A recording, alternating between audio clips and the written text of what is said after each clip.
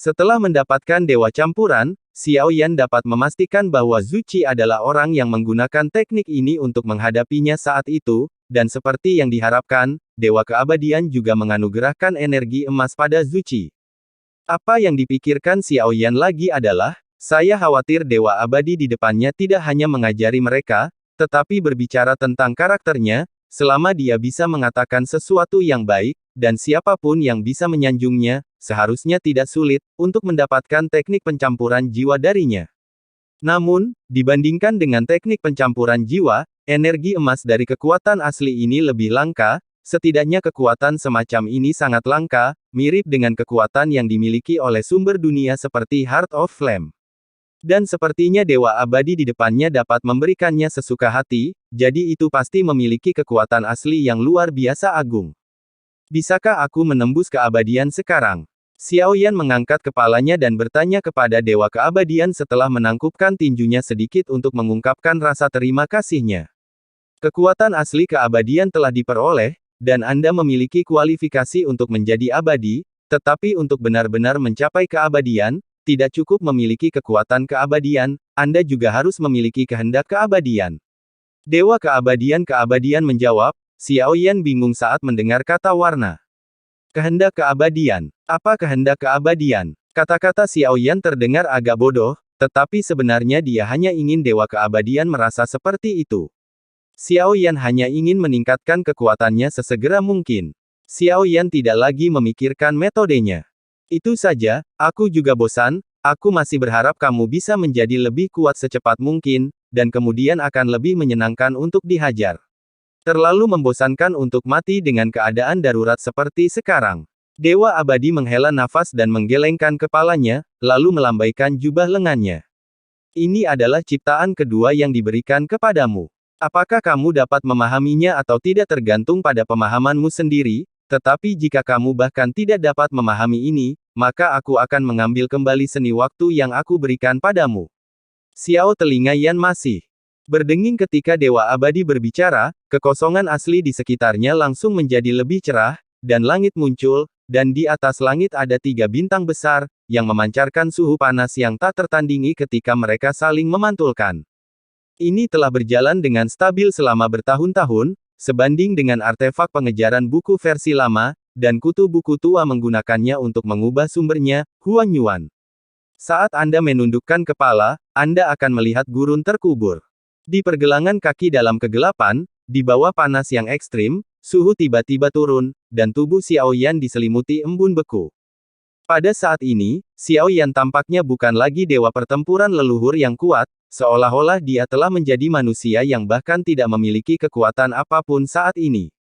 Air di tubuh Xiao Yan menguap dalam sekejap, dan saat kegelapan menyelimutinya, suhu turun drastis lagi, langsung membekukan Xiao Yan, membuatnya tidak bisa bergerak lagi. Rasa panik kematian datang lagi di bawah perasaan ini, bahkan dewa tidak bisa tenang, dan setelah kehilangan semua kekuatan, tampaknya bahkan hukum alam dapat dengan mudah kehilangan nyawanya setelah menjadi manusia. Matanya jatuh ke dalam kegelapan, dan kesadarannya sepertinya menghilang, tetapi saat berikutnya, Xiao Yan tiba-tiba membuka matanya, dan ada lautan luas di depannya, dan dia berada di lautan ini saat ini. Pada saat ini, Xiao Yan menutup panca inderanya erat-erat, merasa seolah-olah paru-parunya akan meledak, dan sosoknya terus jatuh. Xiao Yan mencoba berenang ke permukaan air, tetapi tidak peduli seberapa keras Xiao Yan mencoba, dia tidak bisa menghentikannya untuk melanjutkan. Mata Xiao Yan memerah. 10 menit telah berlalu saat ini, dan dia sudah mencapai batas manusia.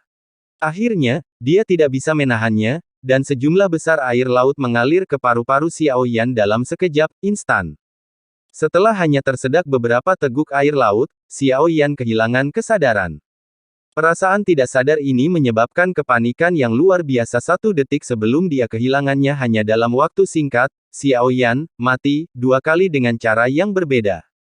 Tapi Xiao Yan masih belum bisa beradaptasi dengan perasaan mengerikan ini, dan seluruh proses mencapai situasi putus asa, dan tidak ada jalan keluar, jadi dia hanya bisa melihat dirinya sendiri, mati. Hal yang paling membuat putus asa adalah ketika menghadapi kematian, tidak ada yang bisa Anda lakukan.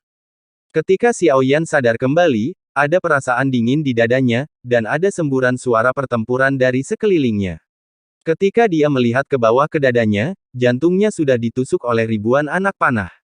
Pada saat kematian, Xiaoyan merasakan sakit yang luar biasa datang dari tubuhnya, dan seluruh tubuhnya bergetar lagi. Pemandangan di depannya menjadi semakin kabur, sampai Xiaoyan merasa tubuhnya terbang, membalik 180 derajat. Di udara akhirnya, mayat tanpa kepala yang menyemburkan darah muncul di depan matanya. Xiaoyan melihat mayat itu. Dia hanya mengerti bahwa bukan dia yang terbang, melainkan kepala yang terpenggal yang terbang. Pengalaman kematian tidak berakhir di situ, saat dia membuka matanya, dia langsung ditelan oleh mulut jurang yang besar, dia mati lagi, dan kehancuran pikiran yang luar biasa. Tetapi bahkan dalam menghadapi kehancuran seperti itu, keinginan Xiaoyan tetap teguh, karena Xiaoyan merasakan kematian, dan jika dia ingin menjadi abadi, dia harus terlebih dahulu memahami apa itu kematian, dan arti antara hidup dan mati. Tidak semua makhluk hidup dapat hidup selamanya, dan ada sejumlah besar pembudidaya, tetapi manusia yang hidup selama 100 tahun juga ada dewa abadi di atas, dan kaisar di bawah. Keberadaan keduanya memiliki arti tersendiri, dan manusia tidak akan bersedih karena hanya memiliki satu kehidupan, karena dewa dapat merasakan kesedihan dan kesepian yang terkandung di tahun-tahun tanpa akhir. Sosok di kedalaman ingatan, dunia yang hampir terlupakan, sepertinya mengingatkan Xiaoyan akan kematian yang tak terhitung jumlahnya. Tidak ada ibu dalam ingatannya, tapi ada ayah yang selalu membuatnya merasa nyaman saat tersenyum. Pada titik terendah, hanya ada satu orang yang akan berdiri di belakangnya terlepas dari segalanya. Itu adalah kekerabatan Xiaoyan, dan satu-satunya kekerabatan. Ketika ingatan yang telah terkubur selama ribuan tahun terungkap kembali, kelupaan yang pernah ditentukan tampaknya menjadi lebih dalam. Bukan hanya seorang ayah, tetapi juga banyak teman dan pasangan. Tidak semua orang bisa hidup selamanya. Mereka akan memiliki takdir dan batasannya sendiri. Yang terpenting adalah bisa menyelesaikan hidup mereka tanpa meninggalkan penyesalan.